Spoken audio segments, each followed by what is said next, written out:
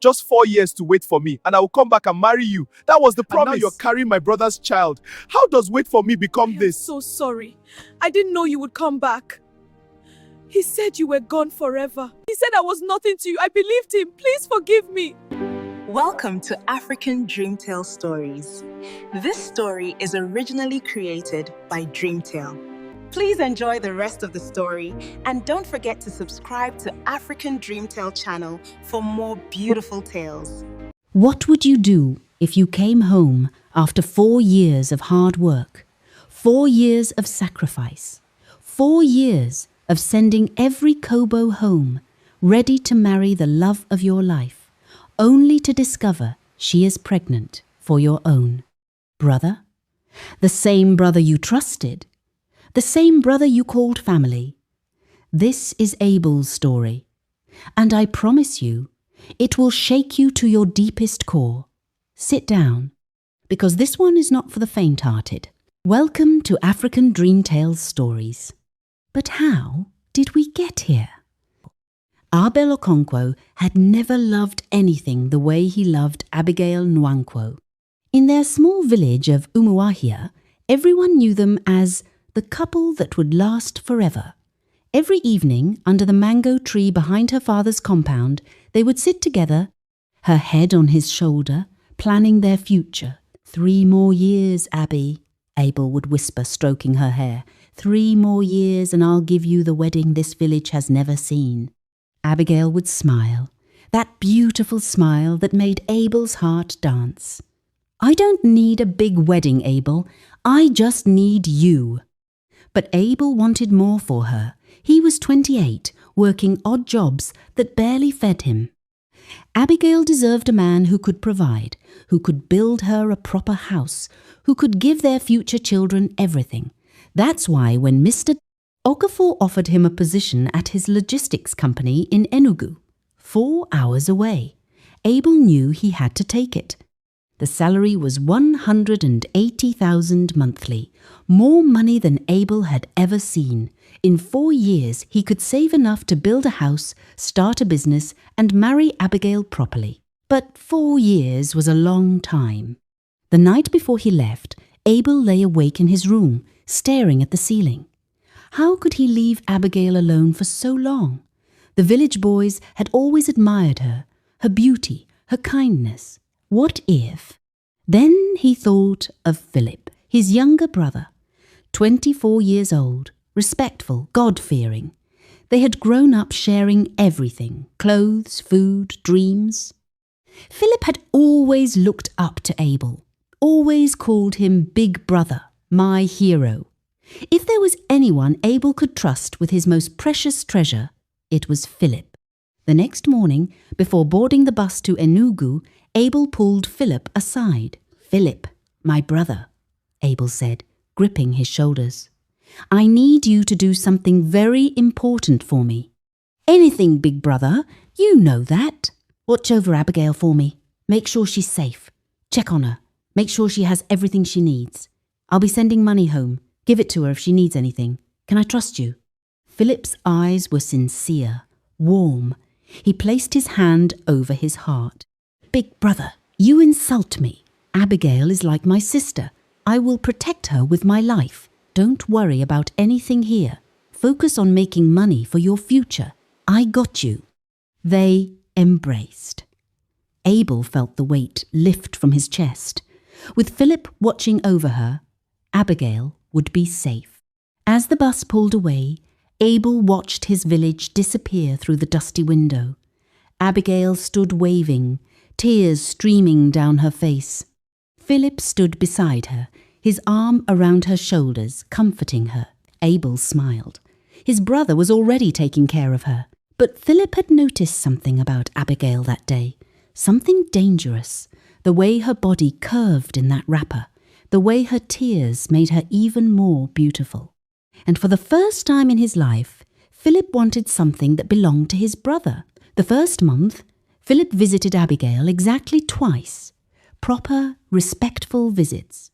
"Abel asked me to check on you," he'd say at the door, never stepping inside without invitation.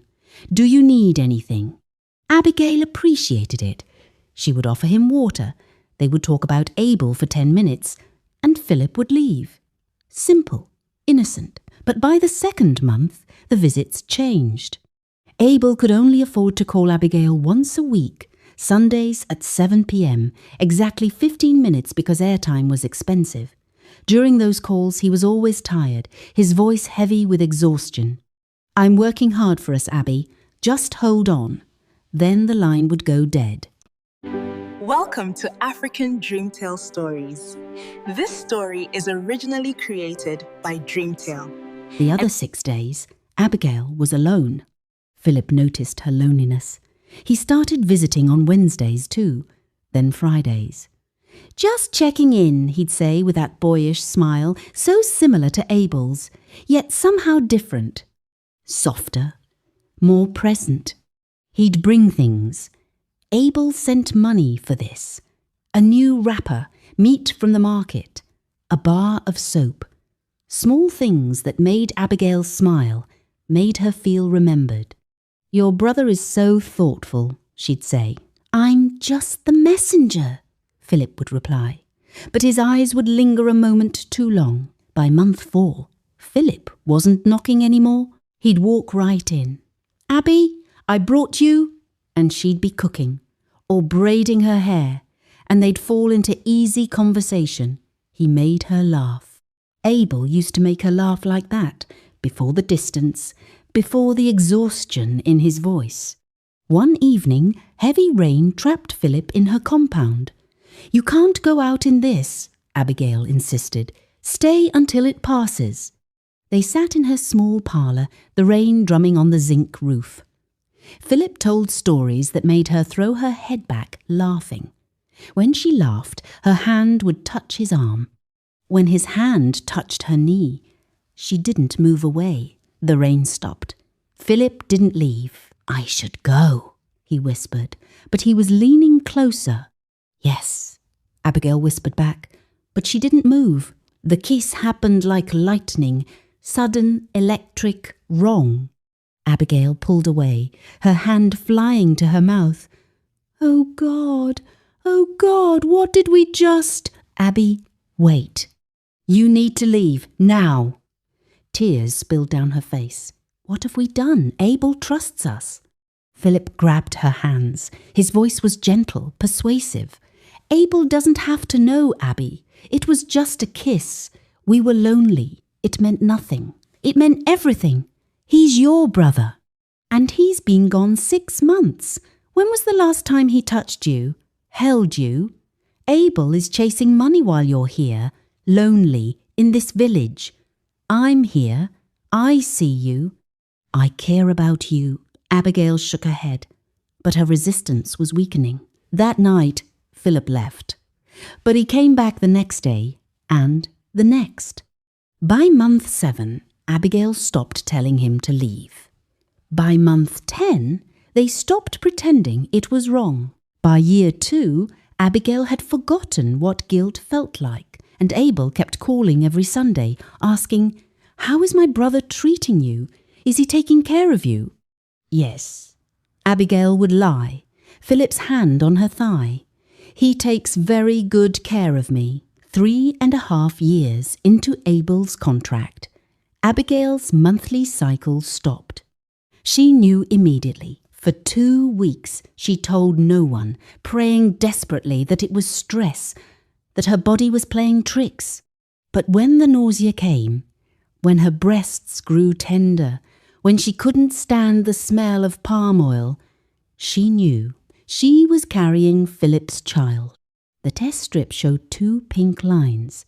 Abigail collapsed on her bathroom floor, the reality crushing her chest until she couldn't breathe. This wasn't just an affair anymore. This was evidence. This was Abel's permanent heartbreak, wrapped in flesh, growing inside her. When Philip came that evening, she was still on the floor, test strip clutched in her shaking hand. Abby? What?" He saw the test. His face went white. "Oh, God." "What do I do?" Abigail sobbed. "Philip, what do I do? Abel comes home in 6 months. How do I? We'll figure it out. But his voice was shaking. For the first time since this began, Philip looked afraid. Maybe you can. There are doctors in Aber who can. Kill our baby? Abigail's hand went to her stomach, protective despite everything. I can't do that. Then what? You think Abel will understand?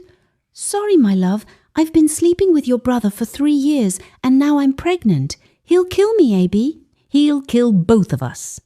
They sat in silence, the weight of their betrayal finally fully real. We could run away, Philip whispered. You and me. Go to Lagos, Port Harcourt, somewhere Abel will never find us. Abigail looked at him like he was a stranger. Run away? Leave everything? Leave our families? What choice do we have? We have the choice to tell the truth. Abigail stood, her voice rising. We did this. We destroyed him. The least we can do is face him like what? Like adults? Philip laughed bitterly. We're cowards, Abby. We've been cowards for 3 years. Don't pretend you're brave now. The words cut her. Because he was right. That night, alone in her room, Abigail wrote a letter to Abel. Dear Abel, I have something to tell you. But she couldn't finish it. How do you write the words that will destroy someone's world? She tore it up. Over the next 3 months, as her belly began to swell, Abigail wore loose clothing, avoided neighbours, barely left her house. Philip visited less, his eyes filled with panic every time he saw her growing stomach. Abel called every Sunday, excitement in his voice. 5 more months, Abby. 5 more months and I'm coming home. I have the ring already, bought it last week. You're going to love it. Abigail would cry after each call, silent tears that soaked her pillow. And in Enugu, Abel worked overtime, dreaming of the moment he'd kneel before Abigail and make her his wife. He had no idea he was rushing home to his own destruction. Abel returned on a Saturday morning, 4 years to the day he'd left. The bus pulled into Umuahia at dawn. He told no one he was coming. He wanted to surprise Abigail. He wanted to see her face when he walked through her door with the ring box in his pocket and 4 years of love in his heart. The village looked the same, but Abel felt different. He was a man now, a man with savings, with plans, with a future. He walked toward Abigail's compound, his heart thundering with joy. But when he knocked and she opened the door, the joy died in his throat. Abigail stood before him, 6 months pregnant, her belly round and unmistakable beneath her wrapper. Time stopped. Abel's bag dropped from his hand. His mouth opened but no sound came. His brain couldn't process what his eyes were seeing. This was Abigail, his Abigail, pregnant. Abel, she whispered, her face draining of colour. You weren't supposed to come until... Who? The word came out broken. Who is the father? Abigail's legs buckled. She grabbed the doorframe to stay standing. Tears flooded her eyes. Abel, please, I can explain. Who is the father? Abel's roar made birds scatter from the trees. Neighbours began emerging from their compounds, drawn by the commotion. Abel didn't care. He stepped toward Abigail, his hands shaking, his entire body shaking. I worked 4 years. 4 years. Sending money, calling you, trusting you. And you, his voice broke. How could you? I'm sorry, Abigail sobbed. I'm so sorry, Abel. I never meant to. Answer the question. Who did this to you? Silence. Answer me. Abigail looked at Abel, at the man she'd loved since she was 19, at the man she'd destroyed, and she whispered the truth that would shatter him completely. Your brother. For a moment, Abel didn't react. He just stared at her like she'd spoken a foreign language. Then he laughed, a horrible, broken sound that made Abigail flinch. Philip? My Philip? He was backing away, shaking his head. No, you're lying. Philip would never. I asked him to protect you." "He did," Abigail whispered. "Every day. And I was lonely, and he was there, and we—" "Stop!" Abel covered his ears like a child. "Stop talking! Stop lying!" He turned and ran toward his family compound where Philip lived. Neighbours called after him, but he didn't hear them. His vision was blurred with tears, his chest tight with a pain so deep it felt like dying. He found Philip in the backyard, washing clothes. When Philip saw Abel's face, he dropped the shirt in his hands. He knew. Instantly he knew. "Brother," Philip started, his voice small. "I can explain." Abel's fist connected with Philip's jaw before he could say another word. And as the brothers fought in the red dust of their father's compound, their mother's screams echoing across the village, Abel realized the cruelest truth of all. The two people he'd trusted most in the world had conspired to break him, and they'd succeeded. Their father, Papa Okonkwo, separated them before Abel could kill Philip. "Enough! Enough!" The old man's voice boomed across the compound. At 73, he was still strong enough to pull his sons apart. "What is this madness? Why are you fighting your own brother?" Abel's face was bleeding, his knuckles split, but his eyes held a pain worse than any physical wound. "Ask him," he spat blood onto the ground. "Ask your precious son what he did." Philip sat in the dust, his lips swollen, tears streaming down his face. "Papa, he slept with Abigail." Abel's voice cracked. "For years, while I worked in Enugu, while I sent money home, while I trusted him, she's pregnant with his child." Mama Okonkwo, who had been cooking inside, dropped her pot. The crash echoed in the sudden silence. Papa Okonkwo turned slowly to Philip, his face hardening. "Is this true?" Philip couldn't look at him. He just nodded, sobbing. Mama Okonkwo let out a wail that made the entire village stop. "Chineke! Oh God, what have you done? What have you done to your brother?" She ran to Abel, pulling him into her arms, but Abel was rigid, unfeeling. My son," she wept. "I'm so sorry. Don't touch me." Abel pushed her away, gently but firmly. "Don't! I can't do this." He walked toward the house, toward his room, the room he'd dreamed about for 4 years, and locked the door. Outside, Papa Okonkwo stood over Philip like a judge over a condemned man. "You have disgraced this family," the old man said, his voice cold. "You have betrayed your brother. You have destroyed his life. What do you have to say for yourself?" Philip looked up, his face broken. "I love her, Papa." The slap came swift and hard. Mama Okonkwo screamed. Papa Okonkwo had never hit his sons, not even as children. But this was beyond anything he'd imagined. "Love?" Papa Okonkwo's voice shook with rage. "You call this love? Love is sacrifice. Love is honor. What you did is wickedness, pure wickedness." In Abigail's compound, her own family was in chaos. Her father, upon hearing the news, ordered her to pack her things. "You are no longer my daughter. You have brought shame to this house." "Papa, please," Abigail cried, falling to her knees. "Where will I go? I'm pregnant." "You should have thought of that before you opened your legs for your boyfriend's brother. Get out! Out of my house!" By nightfall, Abigail was sitting under the mango tree, the same tree where she and Abel had planned their future. Homeless, pregnant, and completely alone. Inside the Okonkwo compound, Abel lay on his bed, staring at the ceiling, the ring box still in his pocket. He didn't cry. He didn't scream. He just lay there, feeling his heart die piece by piece. By morning, Abel had made a decision that would shock everyone. Abel spent 2 days locked in his room, 2 days without eating, without speaking, just staring at the ceiling, the ring box on his chest, rising and falling with each painful breath. Mama Okonkwo would knock gently. "Abel, my son, please eat something." He wouldn't answer. Papa Okonkwo would stand at the door, silent, helpless.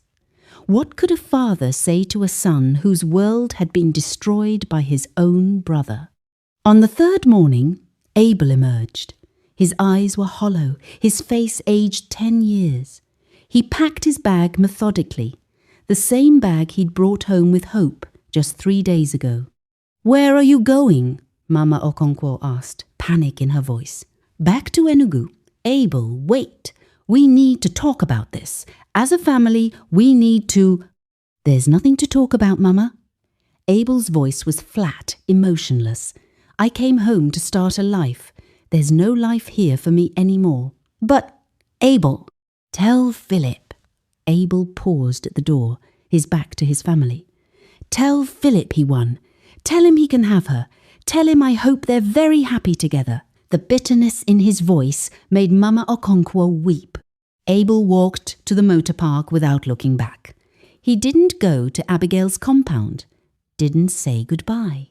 He simply left, the same way he'd left 4 years ago, except this time he was leaving with nothing but pain. As Abel's bus pulled out of Umuahia, he didn't know that across the village, Abigail sat homeless under the mango tree, her father's words still ringing in her ears. "You are no longer my daughter." And he didn't know that Philip, guilt-stricken and desperate, had just arrived at that same mango tree. "Abby," Philip said softly, seeing her there with her small bag of belongings, swollen belly and tear-stained face. "Come with me. You can't stay here." Abigail looked up at him. The man who had destroyed her life, who had destroyed Abel's life, who had destroyed everything. But what choice did she have? Her father had disowned her. Abel had left. She was 6 months pregnant with nowhere to go. "Okay," she whispered. Philip took her to a small room he'd rented in the next village, away from the gossip, away from the shame. For the first few weeks, things were peaceful. Philip was attentive. He cooked for her, bought her things, prepared for the baby. "I'll take care of you, Abby," he promised. "I know I destroyed everything, but I'll make it right. I love you." But Abigail noticed something. Every time Philip said, "I love you," it sounded different from when Abel used to say it. When Abel said it, it felt like a promise. When Philip said it, it felt like an apology. And as the baby grew inside her, Abigail began to realize the terrible truth. She didn't love Philip. She had never loved Philip. She had just been lonely. And now she was trapped. The baby came on a rainy Tuesday. A boy. Healthy, beautiful. Philip named him Chidi. God exists. As if God's existence could somehow absolve them of their sins. For the first 3 months, they played house. Philip worked as a bus conductor, bringing home barely enough to feed them. Abigail stayed in their single room with the baby, watching the walls close in day by day. That's when she started noticing things about Philip, things she'd been too guilty, too desperate to notice before. He was irresponsible with money. He'd come home with beer instead of baby formula. "I just needed 1 drink, Abby. I'm stressed." He was lazy. While she struggled with a crying baby, no sleep and barely any food, Philip would sleep until noon. "I worked hard yesterday. Let me rest." He was nothing like Abel. Abel, who had worked tirelessly in Enugu, sending money home every month without fail. Abel, who had called every Sunday despite the cost. Abel, who had planned every detail of their future. Philip had no plan, no vision, no drive. "Philip, the baby needs diapers," Abigail would say. "I'll get them tomorrow." Tomorrow never came. "Philip, we need to save money, move to a better place." "With what money, Abby? You think money grows on trees?" Their first real fight happened when Chidi was 6 months old. Abigail had been selling oranges by the roadside, the baby strapped to her back, trying to make extra money. Philip came home drunk. "Where were you?" he slurred. "Making money since you can't seem to." The words flew out before she could stop them. Philip's face darkened. "Oh, so now I'm not man enough for you?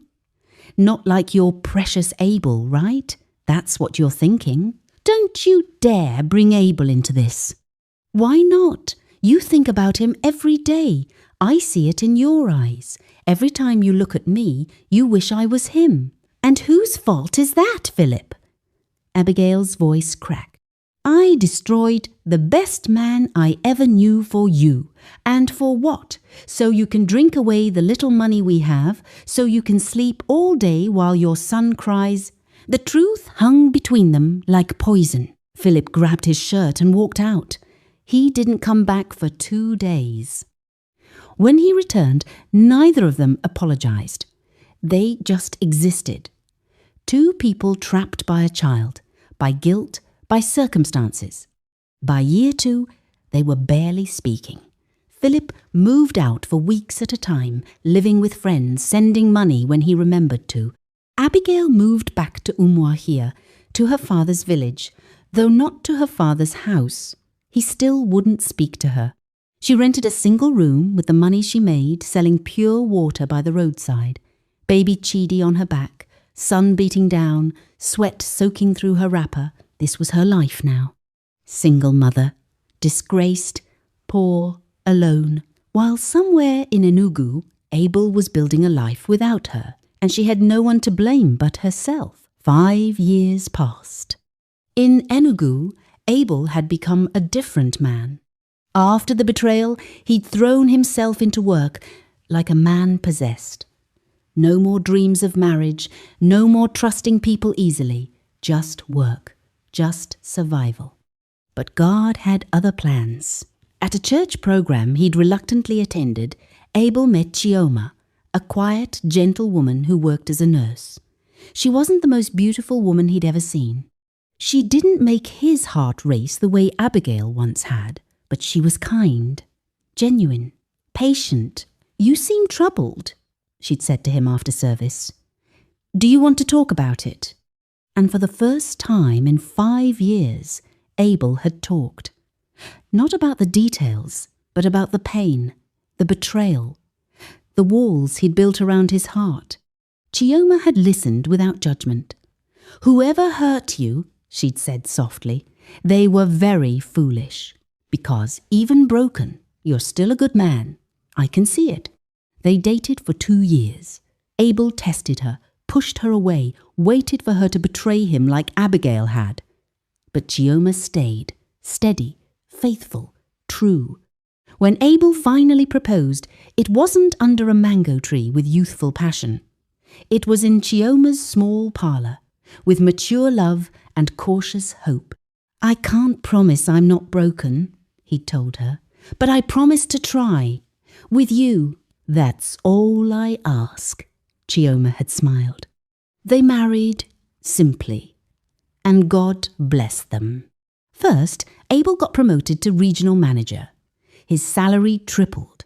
Then a contract fell into his lap, a deal so big it changed everything. Within 3 years, Abel owned a logistics company, fleet of trucks, contracts with major corporations. They moved to Lekki, Lagos, a 4-bedroom house with a garden, 2 cars, 3 children, 2 boys and a girl. Every Christmas, Abel would return to Umuahia with his family. His parents would weep with joy, seeing their son restored, blessed, thriving. "God is faithful," Mama Okonkwo would say, hugging Chioma. "You brought my son back to life." But the lesson: your choices have consequences. Choose wisely. Betrayal may feel good temporarily, but the price is paid forever. God blesses those who remain faithful even through pain. Not every apology can undo the damage done. The grass isn't greener on the other side, it's greener where you water it. Sometimes the best revenge is simply living well. patience and faithfulness will always be rewarded in the end. I hope you enjoyed this amazing tale, African Dream Tale Stories. Tag someone who needs to hear this story. Please subscribe to this channel for more stories, African Dream Tale stories. Comment powerful if you felt this.